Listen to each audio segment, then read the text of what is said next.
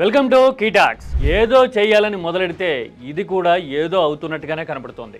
సింగయ్య మృతి విషయంలో ప్రభుత్వం చేసిన ఆర్గ్యుమెంట్ చూస్తుంటే, కడుతున్న కేసులు చూస్తుంటే తిరిగి ఆర్గ్యుమెంట్ మొత్తం జగన్ చెప్తున్నదే నిజం, వైసీపీ ఆందోళన వ్యక్తం చేస్తున్నదే వాస్తవం అనే దగ్గరికి ఈ పరిణామాలన్నీ దారితీస్తున్నట్టుగా కనబడుతోంది. అసలు కొత్తగా చేస్తున్న ఎలిగేషన్స్ లో అసలు వాస్తవాలు ఎలా కనబడుతున్నాయి? This is KTalks for you.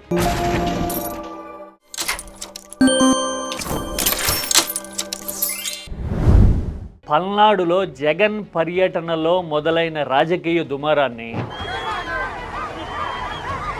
3 రోజుల తర్వాత మరో మలుపు తిప్పాలి అనుకున్న టీడీపీ ప్రభుత్వ ఆలోచన కొత్త పరిణామాలకి దారితీస్తున్నట్టుగా కనబడుతోంది. సింగయ్య మృతికి జగన్ వెహికలే కారణము అంటూ జిల్లా ఎస్పీతో 3 రోజుల వ్యవధిలోనే పూర్తి యూటర్న్ ప్రకటన చేయించడం చూసిన తర్వాత రాజకీయాలతో సంబంధం లేని ఎవరికైనా సరే ఇదే అభిప్రాయం కలుగుతుంది.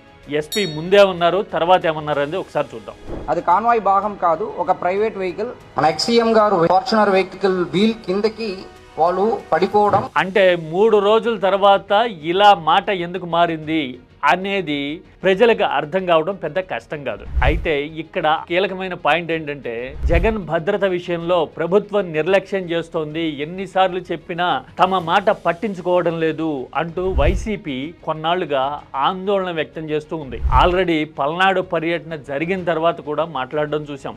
Z+ సెక్యూరిటీలో ఉన్నటువంటి జగన్మోహన్ రెడ్డి గారి మీద ఏ విధమైన సెక్యూరిటీ కూడా లేకోకుండా రోప్ పార్టీ అసలు లేదు. ఇలాంటి పరిస్థితుల్లో ఇప్పుడు కొన్ని కీలకమైన ప్రశ్నలు వస్తున్నాయి. భద్రత విషయంలో వైసీపీ చెప్తున్నదే కరెక్టా? ఎందుకంటే Z+ కేటగిరీ భద్రత అంటే ఏంటో డీటెయిల్ గా చూద్దాం. ఈ దేశంలో ప్రధాని గుండే ఎస్పీజీ స్పెషల్ ప్రొటెక్షన్ గ్రూప్ తర్వాత అత్యంత హైలార్కీ ఉన్న కేటగిరీ Z+.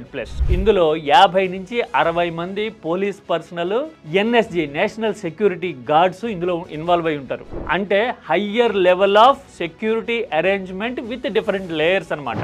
వీళ్ళు రోప్ పార్టీగా ఏర్పడి చుట్టూ నాయకుడికి కాపలా కాయటం దగ్గర నుంచి, అంటే వలయంగా ఏర్పడి దగ్గరికి ఎవరు రాకుండా చూసుకోవడం లాంటి వాటి దగ్గర నుంచి అన్ని విషయాల్లోనూ జాగ్రత్త వహించాల్సి ఉంటుంది.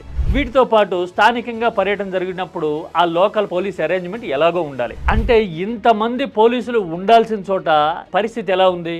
ఆ దృశ్యాలు చూస్తే మనకి చాలా వరకు అర్థమైపోతుంది.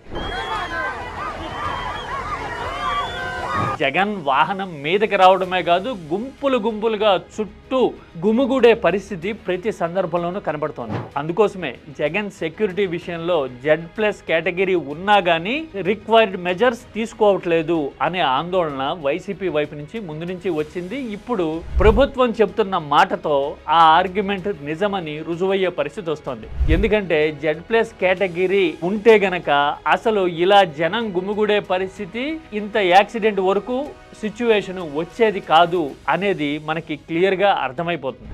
ఓవరాల్ గా చూస్తే కేసులు పెట్టి కొత్త ఆరోపణలు చేద్దాము అనే ప్రయత్నాలు అధికార పార్టీ వైపు జరుగుతున్న కొద్దీ వైసీపీ చేస్తున్న ఆర్గ్యుమెంట్ నిజమని రుజువయ్యే పరిస్థితి ఇప్పుడు కళ్ళ ముందు కనబడుతోంది. అవునా కదా?